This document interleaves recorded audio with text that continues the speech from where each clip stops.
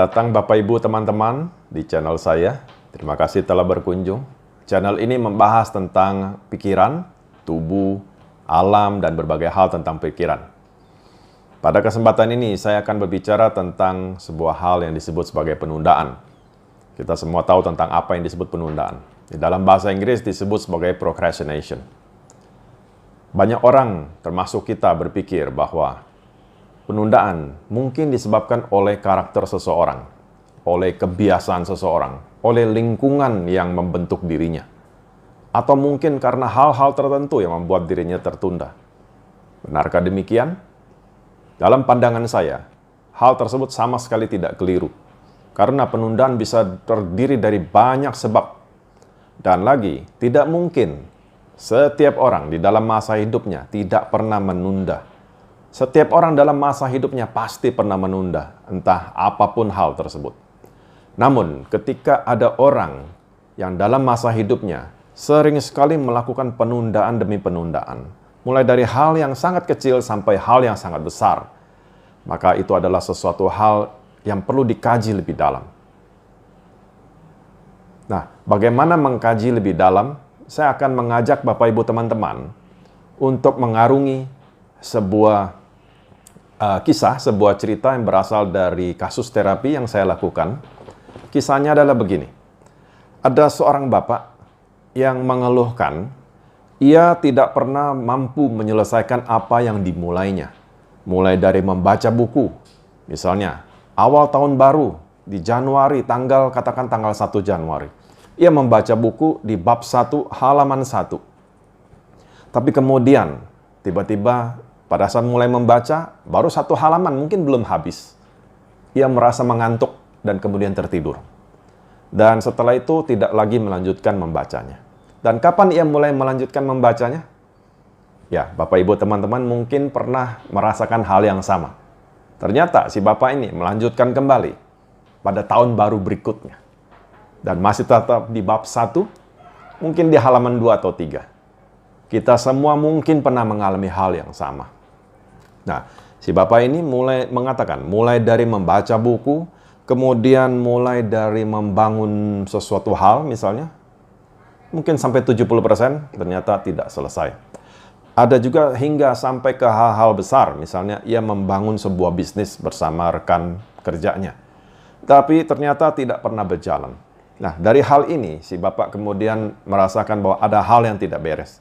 Mengapa? Ada kepala, tidak ada buntutnya, tidak ada ujungnya. Datanglah ia membawa permasalahan ini, dan setelah melakukan penggalian demi penggalian, ternyata ditemukan satu akar permasalahan penyebab si Bapak ini mengalami hal seperti ini. Nah, mungkin ini juga hal-hal yang dialami bagi orang-orang yang mengalami sebuah hal yang mirip dengan si Bapak ini, yaitu terjadi sebuah penundaan yang terlalu besar, terlalu luar biasa karena frekuensinya yang sering dan sangat mendalam. Nah, apa yang terjadi sama si Bapak ini? Ternyata ditemukan pada saat di akar masalahnya, muncullah sebuah ingatan, sebuah memori. Ia melihat saat itu ada satu sosok, seorang bayi, yang saat itu baru bisa merangkak. Dan bayi ini merangkak dengan sangat bersemangat, dengan sangat excited menuju sebuah sumur. Dan ia merasakan pada saat itu bahwa bayi itu adalah dirinya dia. Dan ia melihat bahwa sumur itu begitu menariknya dan ia merangkak dengan bersemangat.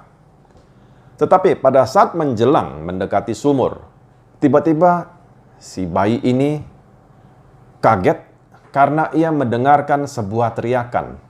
Teriakan yang begitu kerasnya, yang membuat ia terkejut dan menangis. Padahal sesaat lagi, katakanlah mungkin 1-2 langkah lagi, 2 langkah rangkakan lagi, ia mencapai sumur itu. Tetapi ia tiba-tiba terdengar suara, "Hei!" Dan begitu kagetnya, ternyata yang meneriakkan itu adalah ibunya sendiri. Nah, ibunya sebagai seorang ibu, tentu sangatlah khawatir karena anak bayi yang merangkak mendekati sumur sangat berbahaya. Saking kagetnya maka ia berteriak. Namun teriakan ini tanpa disadari tercipta satu fenomena yang masuk ke dalam pikiran bawah sadar si bayi, yang kemudian menyebabkannya menjadi sebuah akar, sebuah penyebab yang menyebabkan ia melakukan segala sesuatu tidak pernah tuntas, tidak pernah selesai dalam sangat banyak hal. Tetapi bukan berarti selalu seluruhnya tidak demikian. Namun ada begitu banyak hal yang dilakukan dalam hidupnya, tidak pernah ia selesaikan, ternyata sumbernya dari sini. Mungkin Bapak Ibu teman-teman berpikir, bagaimana mungkin? Apa iya seperti demikian?